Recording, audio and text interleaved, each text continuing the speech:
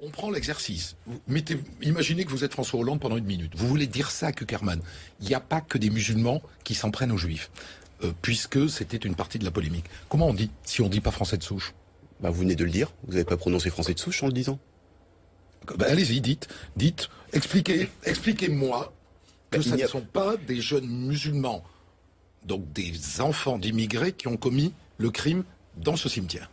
D'abord, je ne sais pas si ce ne sont pas des enfants d'immigrés, je ne connais pas, mais très bien. Mais en l'occurrence, il avait été dit que c'était des jeunes musulmans qui étaient auteurs de l'ensemble des violences perpétrées récemment en France. On peut faire remarquer que non, tout simplement. Enfin, je veux dire, pourquoi ce besoin de rajouter la question, la terminologie de français de souche, qui encore une fois est quand même extrêmement connotée politiquement, et que donc on n'est pas ici face à des jeunes qui auraient été pris, dans un processus migratoire récent, soit eux, soit leurs parents, soit leurs grands-parents, mais face à des personnes qui, contrairement à ce que disent certains, peuvent très bien avoir des actes de violence tout en étant, depuis plusieurs générations, présentes sur le territoire français. Excusez-moi, je vais vous casser un peu les pieds, pardon, pas les pieds, mais les pieds. Je vais vous casser un peu les pieds avec ça. Comment est-ce que vous parlez des autochtones? C'est-à-dire, en gros, des gens qui sont depuis 3, 4, 5, 10, 20 générations dans ce pays. Quand on parle des autochtones aux États-Unis, on dit les Indiens sont les autochtones américains et les autres sont tous des migrants. Quand on parle des Français qui sont là depuis 10 générations, on ne sait pas trouver les mots. On ne sait pas trouver les mots, je ne sais pas si on ne sait pas trouver les mots, mais encore faudrait-il voir dans quel contexte, cela serait à prononcer. Parce que là, c'est un peu, une forme de débat assez théorique, finalement, que vous posez. Est-ce que vous avez, vous, Nadir Kaya, quelque chose à nous proposer? Alors, je suis choqué, je suis pas choqué à la fois, parce que c'est assez compliqué, parce que on est choqué par rapport au fait que ça soit François Hollande qui tienne ce genre de propos. On avait été habitué par rapport à ce genre de propos venant de la part de personnes issues du Front National. Mais je rappellerai que c'est un terme qui était employé à l'époque de la France, de l'Algérie française, où on distinguait les pieds noirs des Français de la métropole. Donc aujourd'hui, entendre ça en 2015...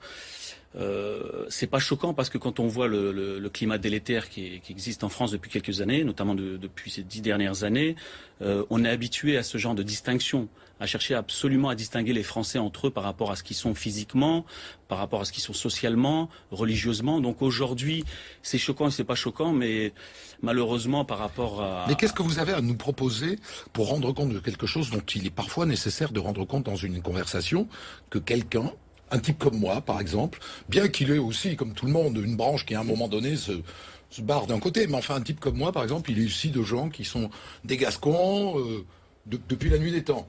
Non, je pense qu'il ne faut pas définir les gens par rapport à ce qu'ils sont physiquement ou au niveau de leur ethnie, mais simplement relater qu'une personne a commis telle ou telle chose, et tout simplement, quoi. Ne pas surenchérir en cherchant à alimenter un petit peu ce qui existe depuis quelques années, c'est-à-dire distinguer les Français entre eux par rapport à ce qu'ils sont ou alors éventuellement leurs origines. Aujourd'hui, je pense qu'il faut faire très attention aux mots qu'on emploie, surtout venant de la part de François Hollande.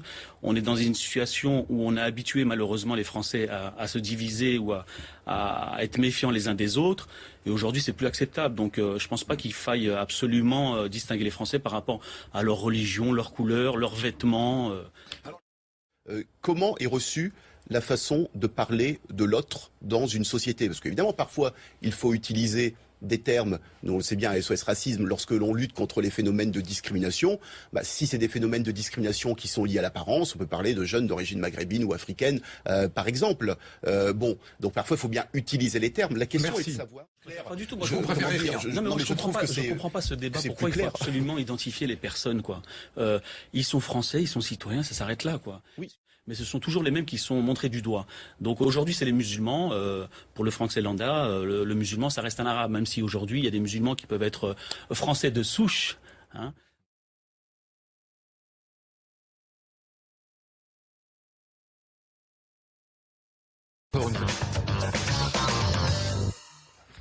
Moi, j'ai gagné un peu de temps pour le débat en oubliant un sujet. Pas très grave. Merci, Patrick Sauce.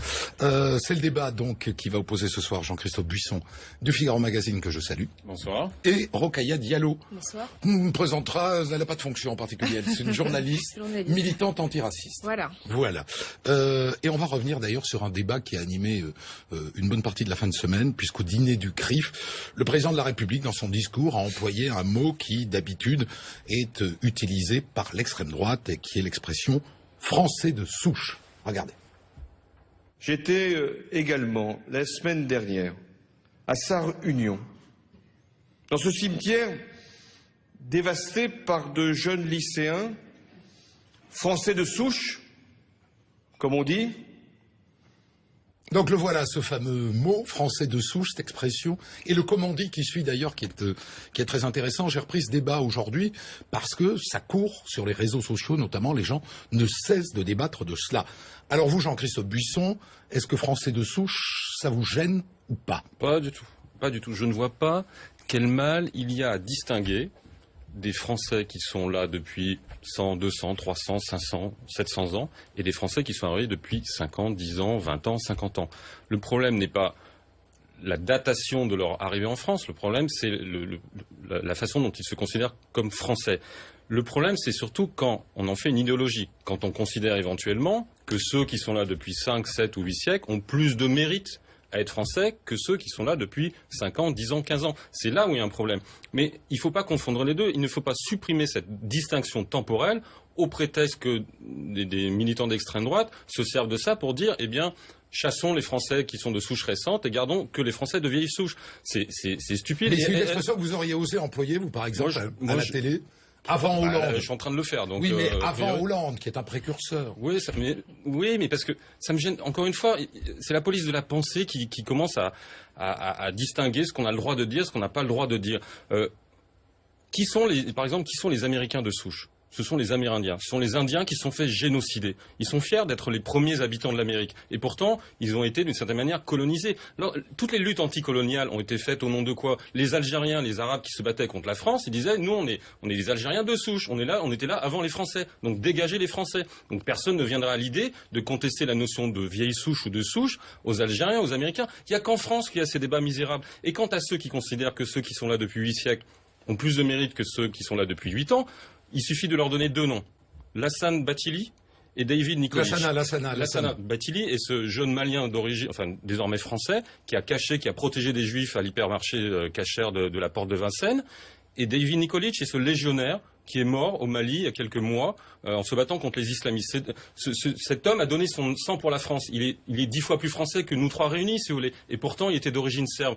Et quant à Bathily, il s'est comporté, il est musulman, il est malien d'origine, et la façon dont il s'est comporté pour protéger les juifs lui a fait octroyer bien naturellement la nationalité française. Donc encore une fois, ce débat, pour moi, il est misérable. Rokhaya, est-ce que l'expression vous gêne? Oui, elle me gêne énormément. Alors, je jetterai pas la pierre à François Hollande parce qu'il a ajouté de ce français de souche, comme on dit, qui montre bien la gêne qu'il y a à parler de gens qui voulaient désigner comme blancs. Parce qu'en fait, c'est ça la question. C'est que. Et comment vous le désignez, Buisson, vous? Il est blanc, c'est ça la question. Parce qu'effectivement, moi, je crois pas que François Hollande ait la généalogie des 5 personnes qui, on sait pas ce qu'ils sont français depuis 3, 4, 5 générations. Et finalement, moi, je trouve que distinguer les Français en fonction de leur origine en disant français de souche, français de Mais non, papier, c'est pas une origine, français de souche. C'est une temporalité. En fait, l'idée, oui, mais alors dans ce cas-là, les Français qui sont d'origine ultramarine, qui sont français depuis 400 ans et qui sont noirs, sont aussi des Français de souche. Donc, bien sûr. Mais quand le plus grand écrivain russe, il s'appelle Pouchkine, son arrière-grand-père était noir. Alexandre Dumas, sa grand-mère était noire. Personne ne conteste avec simplement le fait d'être un grand styliste français. François Hollande, lorsqu'il a employé cette expression, il répondait à Kuckerman qui avait parlé des musulmans. Et donc lui, il a dit français de souche pour dire que les gens étaient blancs.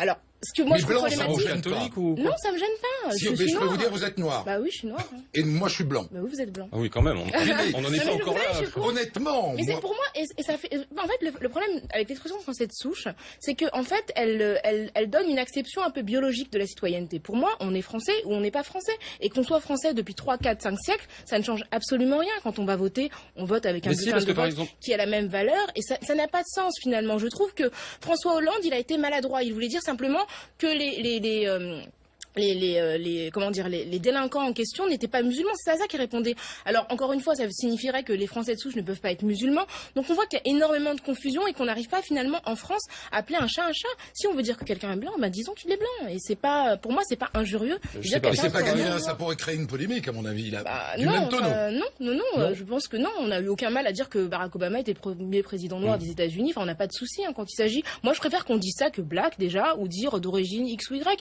Les gens sont des Français à part entière. Et après, si effectivement on doit désigner une couleur de peau pour voilà, moi ça me semble pas problématique. Par exemple, lorsqu'il y a des problèmes à l'école, on refuse.